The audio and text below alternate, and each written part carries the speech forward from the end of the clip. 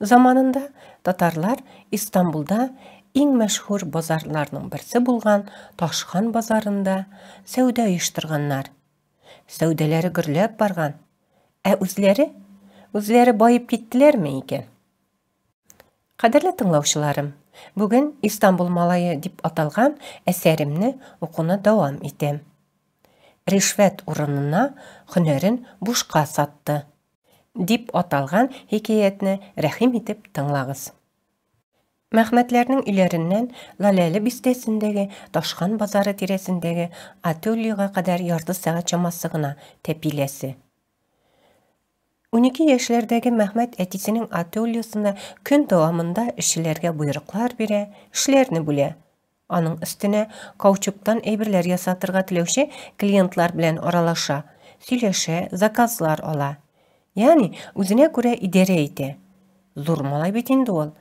Шул ук вакытта башка эшчеләр кебек үк тырышып үрдәк аяклар, күзлекләр ясарга өлгерә.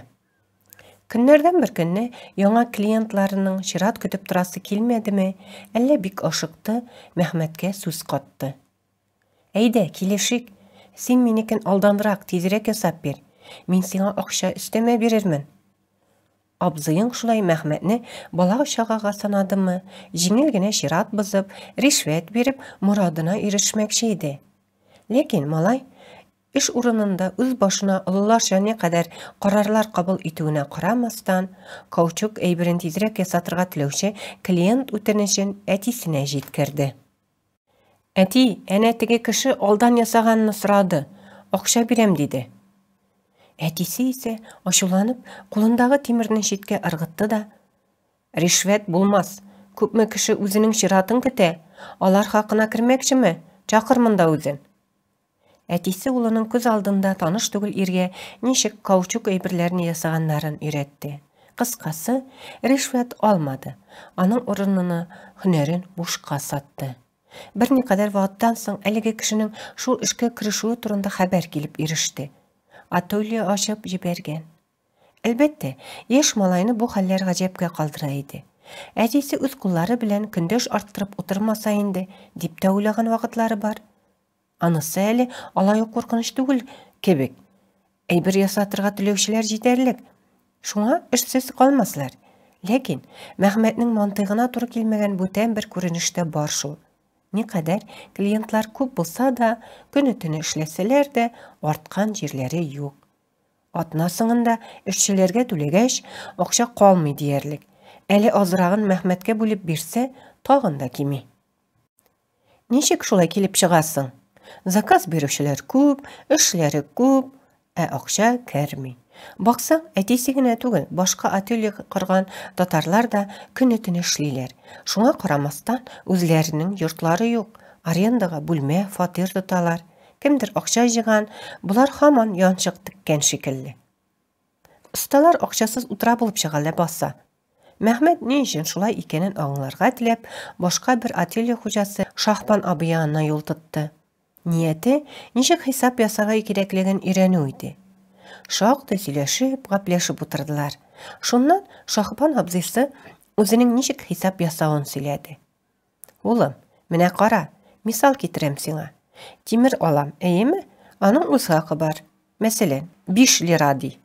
Аны эретәм, 10 көн дәвамында ательеда шул тимердән калып ясыйм, эретүгә киткән чыгым өстәле. Тагын электрга киткән чыгым өстәле.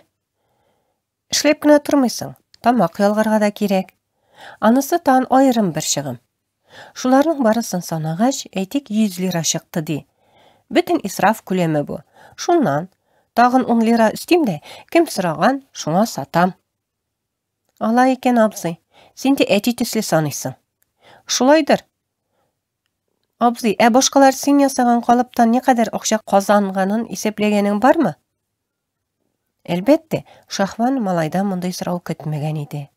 Малай оста аптырап торган арада сүзен дәвам итте. Менә Шахбан абый, синнән бер калып ясаттылар ди. Шул калыпны файдаланган башка кеше әллә ни кадәр бер төсле әйбер ясый. Шул ясаганнарын эшләтә бәядән сата. Шулай итеп байып бетә. Шулай түгелме? Малай дөрес фикер йөртә түгелме соң? Үзе дә игътибар итә. Кем Қалып ясата, шул көннән көн ныгый бара. Әміне эш башында торган Шахбан кебек осталарның тормышы алга таба китми дә китми. Ләкин, улым, син хаклы кебек, тик мин калыпны бик кыйммәт ясасам, ул башкасына китәр, башкасында ясатыр бит. Соң ясасалар ни булган? Минем кирәгем калмас? Ничек инде кирәгең калмасын? Әллә ничә көннәр чират торалар бит сиңа. Калып ясатучылар бетмәс, килер.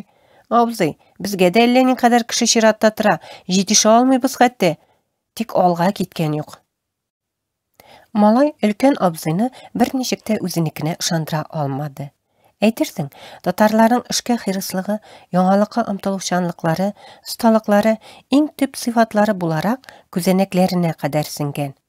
Ә менә һәр вакыт, һәр нәрсәдән күбрәк керем алу өчен хисап тоту, җиңел акча эшләү юлларын барлау теләге бөтенләй ят кебек. Булганы җитә. Ходай юн бирә ул. Төрекләр еш кына яһудиләрнең киң таралган тәэсирле әйтемен искә ала. Акча казанасың килсә, ал да сат, дуга казанасың килсә, яса да сат.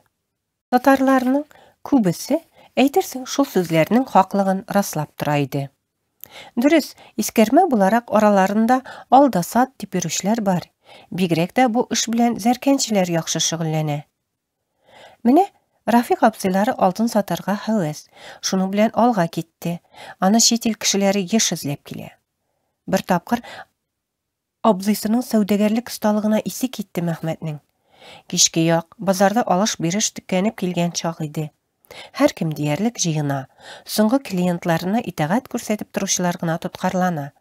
Кыскасы, базарның ыгы-зыгыдан арынып, итәк күлмәген җыйган мәле. Мәхмәт Рафик абыйсы белән бергә чыкты. Кибетне япкач, өйгә базар ишеннән юл тоттылар. Менә күп ара узмадылар, кибетен ябып яткан урта яшьләрдәге зәркәнче аларны күрүгә турайып басты. Рафик абзый узып барышлый сүз катты. Иртәгә алтын килә, ничә сумнан алырсың?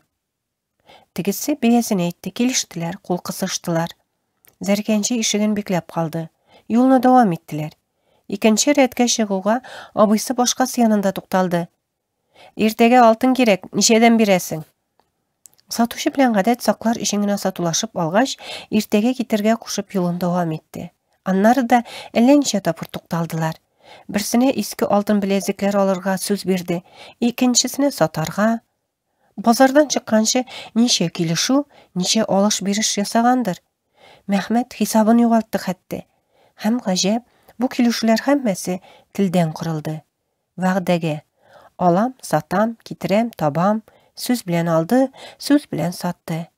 Ә мал иртәгә. Мал дигәнең әллә ни кыйммәт тормаган иске мыскы, алам-салам, чүпрәк-чапрак диярсең. Хәтта граммлап түгел, кило алтыннар турында сүз бара. Мәхмәтнең моңа кадәр Рафик абыйсының кибетенә барганы, аның сәүдә эшләренә сокланганы булды булуын. Бу кадәрен күргән юк иде. Базарда шушылай вәгъдәгә кырылган сәүдә барлыгына исе китте. Ничек инде товар булмыйча, аны сатасың да аласың. Менә алар башта калыплар өчен заказ ала, аннары ясарга кирәк, шуннан соң гына акча керә. Рафик абыйсы малайның ниләрдер төшенеп барганын сизде ахыры. Энем аптырама, мин инде 6 кат кына алдандым, диде. Базарда мин белмәгән һәм мине белмәгән зәркәнче юк. Шуның өчен без үзара ышаныч саклыйбыз. Ә менә читтән килгәннәр белән сак булырга кирәк. Бүген акча алганнар төнлә нәфескә бирелсә, иртәгәсе көндә алтын китермәс. Нәфис дигән шайтан һәркемгә ярып йөри. Кем котыла, кем тотыла, бер Алла белә. Шулай, читтән караганда, һәр сәүдә алтын төсле ялтырый, алтын төсле шома гына бара кебек шул.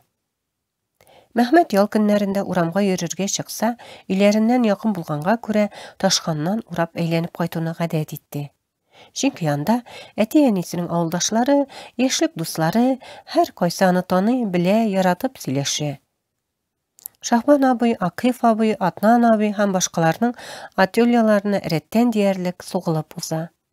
Япониyadan күчеп килгән юлдашы Ваккас абый вафат булгач, аның эшен Акыйф абый дәвам итте. Күршесендә генә Атнан абый ательясы урнашкан. Ул Германияда эшләп пенсиягә чыгып кайткан кеше.